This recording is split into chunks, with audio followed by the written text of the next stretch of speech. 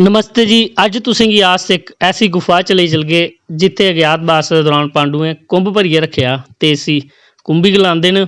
ते एह्दा पानी स्यालू दे ध्याड़ियें बड़ा मता गर्म होंदा ऐ, धुआं निकलदा पानी चा ते गर्मियें दिनें एह् पानी फ्रिजा थमां बी मता ठंडा होंदा ऐ।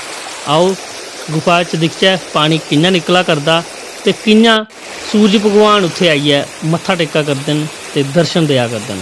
अस तुसें गी पांडुएं कन्नै जुड़ी दियां किश होर गल्लां बातां इत्थुआं दियां निशानियां दसगे जेह्ड़े लोक गलांदे न, ते तुस जुड़े रवो साढ़े कन्नै